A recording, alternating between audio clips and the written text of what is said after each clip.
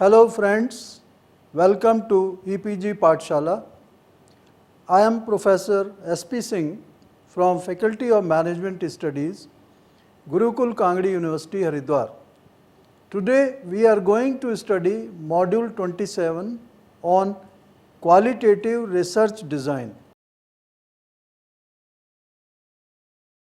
After you have finished this module, you shall be able to understand the goals of the study, know the formulation of research questions, comprehend the goals of generalization and representation, know the standards and control, understand the selection, know the resources and shortcut strategies, enumerate the basic design, and comprehend the selection of research design. Usually, the research design refers to the question concerning how to plan a study. Once the issue of entering a field or selecting the sample is dealt with, prior to that formulation of a research question, the researcher is further concerned with is how to do the data collection and analysis is to be performed. How the researcher should select the empirical material in terms of situations, cases, persons, etc., so that research questions could be answered, and this is accomplished within the time available using the available means. Usually, research design in qualitative research deals with two aspects: defining the basic models of qualitative research designs, and the researchers may select between these for their concrete study, or else the components from which a concrete research design is assembled are listed and discussed. For constructing a concrete research design for the study, you should consider the following components: the goals of the study, the theoretical framework, the concrete questions, the selection of empirical material, the procedure of methods, the standards and controls, goals generalization, and the temporal, personal and material resources available. The process of qualitative research may be characterized as a sequence of decisions. Goals of the study. A qualitative study can be undertaken to pursue a number of different goals. Flick suggests that requirement of theory development is an excessive burden for different types of qualitative studies. Here, detailed descriptions or evaluations of current practices are required. In the case of a study seeking to provide an exact description of sequences of events in institutional or everyday practice, some of the methodological tools may be applied. Different types of objectives may be pursued for qualitative studies, including description, testing of hypotheses, and theory development. Formulations of research questions. The success or failure of a qualitative research to a certain extent depends upon the research question. The design of the study is vehemently influenced by the way in which research questions are formulated. The formulation of research questions must result in very clear and unambiguous questions during the span of the qualitative research. However, in the course of the research, questions get more and more concrete, focused, narrowed and revised. As a result, questions may be seen or classified according to the extent to which they are suited to the confirmation of existing assumptions or whether they aim at new discoveries or allows this. Research questions may be kept too broad, providing almost no guidance in the planning and implementation of a study. They may also be so narrow as to miss the target of investigation or block rather than promote new discoveries. Questions should be formulated in such a way that they are capable of being answered. Goals of generalization and representation. While setting up a research design, goals of generalization in a study must be taken into account. The various goals may include a multifaceted, detailed analysis, a comparison, or a typology of different cases, situations, and individuals, and so on. The comparative studies have to determine the issue of principal dimensions to compare the phenomena. The study confined to one or very few comparative dimensions based on some theory or on the research questions may avoid the consideration all possible dimensions and inclusion of cases from a large number of groups and contexts. It is important to examine critically to what extent the demographic dimensions need to be considered. If all these dimensions are to be considered, then a number of cases for each of the manifestations have to be included then immediately such. Therefore, the decisive dimension for the study have to be clarified. The question of the theoretical generalization of the results is more important. The differences between cases involved and the theoretical scope of the case interpretations are more decisive than the number of individuals or situations studied. To increase the theoretical generalization, the use of different methods for the investigation of a small number of cases is often more informative than the use of one method for the largest possible number of cases. Finally, the presentation goals of a qualitative study should also be considered. Standards and control. Tight and loose research designs are distinguished. Narrowly confined questions and strictly established selection procedures determine rigid research designs. The degree of openness in the field of investigation and the empirical material remains relatively limited. These designs are appropriate when researchers lack experience of qualitative researches. The research operates on the basis of narrowly defined constructs and is restricted to the examination of particular relationships in known contexts. In these cases, they find loose designs as a deviation to the desired result.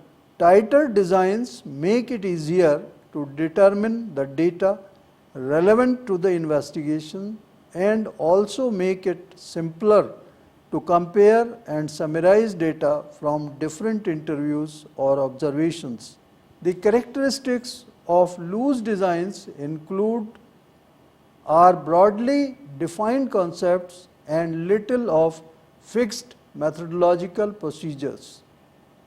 Miles and Huberman considers this kind of design as appropriate if a large amount of experience of research in different fields is available. The new fields are being investigated and the theoretical constructs and concepts are relatively undeveloped. The tight designs are oriented to the methodological suggestions characterized by their handling of theoretical sampling, by great openness and flexibility. Even though qualitative research often sees itself as indebted to the principle of openness, it is sensible for many questions and projects to consider the essential degree of control. To what extent must there be constancy in the contextual conditions in which the comparative differences between the two groups are manifested? What degree of control or comparability should be provided in conditions under which the various interviews in a study are carried out? Selection. Selection decisions in qualitative research focus on persons or situations from which data are collected and on extracts from the material collected from which novel interpretations are made or results are presented. This theoretical sampling is considered the royal way for qualitative studies. Frequently, however, other selection strategies are more appropriate if the goal is not to develop a theory, but rather the evaluation of institutional practice. One essential component of the decision about data selection in comparative investigations is the formation of groups for comparison. However, the level of comparisons should be clarified, whether between individuals, situations, institutions, or phenomena. Thus, the selection should be made in such a way that various cases are always enveloped in a single group for comparison. Resources. In the development of a research design, the factors often undervalued are the available resources such as time available, personnel at disposal, technical support, competencies among the personnel, amount of experience, and so on. Frequently, the research proposals are based on an unrealistic relationship between the planned tasks and the personnel resources requested. For realistic project planning, making a calculation of the activities involved, which assumes, for example, that an interview for about 90 minutes will require additional time for searching interview partners, fixing appointments, and travel is necessary. With regard to the estimation of time for transcribing interviews, the estimates will differ depending on the precision of the system of transcription in place. The time needed for data interpretation is difficult to calculate. In the process of approval of a project, sometimes the equipment asked for is cut down and additional methodologies may be added. At this stage, if not before, it becomes essential that the relationship between tasks and resources is checked. Shortcut strategies in the methodological procedures, if necessary, are considered. Shortcut strategies. Many of the qualitative methods in current use require a high degree of precision and investment of time. In data collection, the narrative interview, transcription, and interpretation both require a great deal of time. The shortcut strategies refer to deviations from the maximum requirements of precision and completeness of such methods. The non-transcribed section of the interviews can be kept within the research process, for instance, in the form of summaries or lists of topics to be transcribed if necessary. Research designs may ultimately be described as the means for achieving the goals of the research. There are some influential factors and decisions determining the concrete formulation of the research design. Basic designs. A number of basic designs in qualitative research can be distinguished, which can be taken as a beginning point and may be used in research or can be combined in parts with each other. Case studies. The aim of case studies is the precise description or reconstruction of a case. Persons, social communities, organizations and institutions can be taken as the subjects of a case analysis. The main problem is to identify a case that would be significant for research question and to clarify what else belongs to the case and what methodological approaches its reconstruction requires.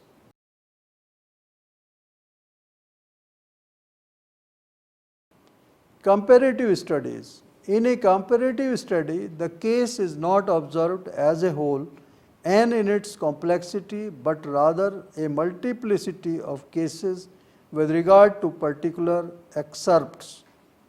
A further issue concerns the degree of standardization or constancy needed in the remaining conditions that are not the subject of the comparison.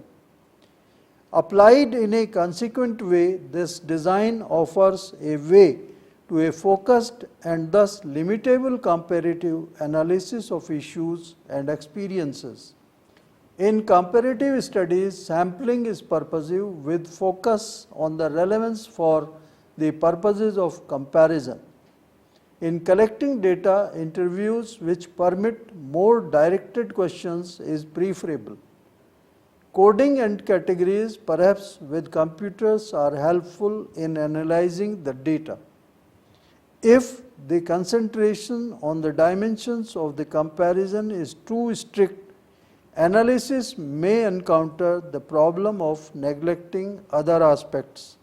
Retrospective studies. The principle of case reconstruction is characteristic of a great number of biographical investigations that operate with a series of case analysis in a comparative or contrastive manner. Biographical research is an example of retrospective studies where retrospectively the research is carried out. Certain events and processes are analyzed in respect of their meaningfulness for the individual or group life histories. Design questions relative to the retrospective research involve the selection of informants who will be meaningful for the process to be investigated. They also involve identifying appropriate groups for comparison, providing justification for the boundaries of the time to be investigated, checking the research question, deciding which sources and documents should be used in addition to interviews. Another issue is how to consider the influences of present views on the perception and evaluation of earlier experiences. One problem in any retrospective research is that the current situation influences the earlier situation. Any assessment of past events. Snapshots. A large portion of qualitative research concentrates on snapshots. For example, different manifestations of the expertise may be gathered which exists in a particular field at the time of the research in interviews and compare them to one another. A range of process-oriented procedures are also strongly related to the present and are therefore not interested in the reconstruction of past events from the point of view of any of them, but in the course of currents from a parallel temporal perspective. In ethnographic studies, researchers participate in the development of an event over extended period for recording and analyzing simultaneously to its actual occurrence.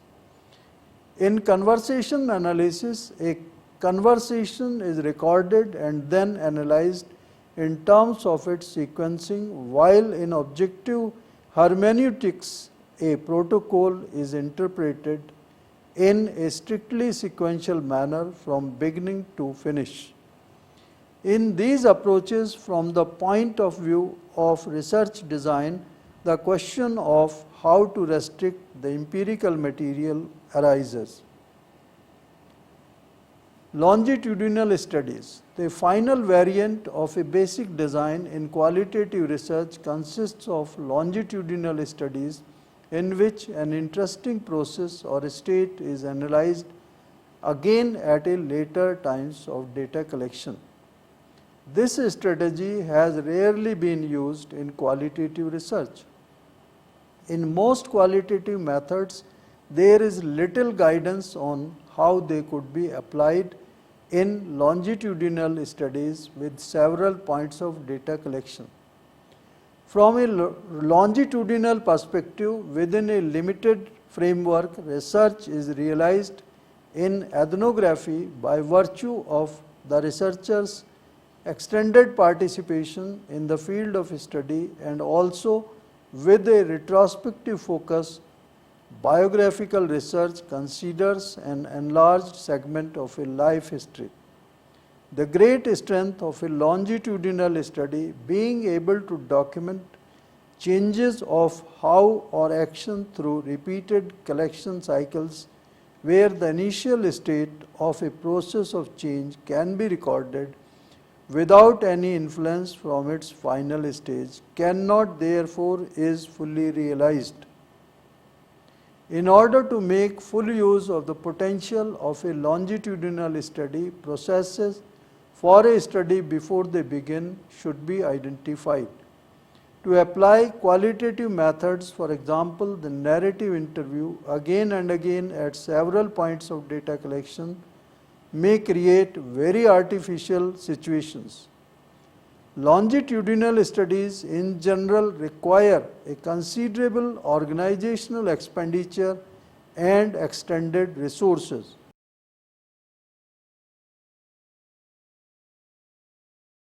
Points of reference for selecting a design.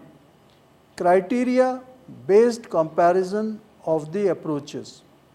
A comparison of the various alternatives of constructing the research process of sampling and of the basic designs is the first point of reference for deciding among them. Elements for producing a sufficient level of structure and depth in dealing with the thematic issue in the research are also listed.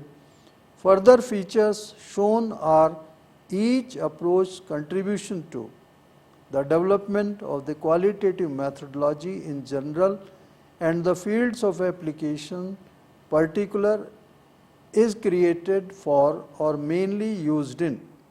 Finally, the problems of applying the approach and the limits mentioned in the previous section are noted for each approach. Thus, in the field of methodological alternatives in the domain of constructing qualitative research designs is outlined so that the individual approach may be located within it. Appropriateness of the method to the issue. For the construction of a research design, we should keep in mind that there is no ideal way which fits every study. Research questions and issues under study should define the planning of sampling and the selection of basic design. Theoretical sampling may be the most ambitious way to select cases in qualitative research. All basic designs are not appropriate and simple to apply in every study in the same way.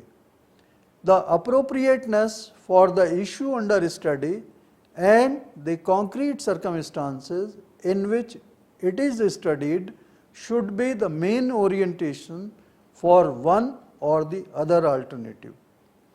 Fitting the approach into the research process. This point of reference concerns selecting a sampling alternative or a research design and fitting it into the research process. For planning a study, collecting data and analyzing them, the soundness of the modules of the research should be checked. It is to be checked if the flexibility in data collection or the case orientation in analyzing them is compatible with the aims of a systematic comparison and the method for collecting data is open and comprehensive enough for doing a complex case study with the data. Friends, in this module you have studied the goals of the study, the formulation of research questions, the goals of generalization and representation, the standards and control, the shortcut strategies, the basic design and the selection of research design. Thanks for visiting EPG Pathshala.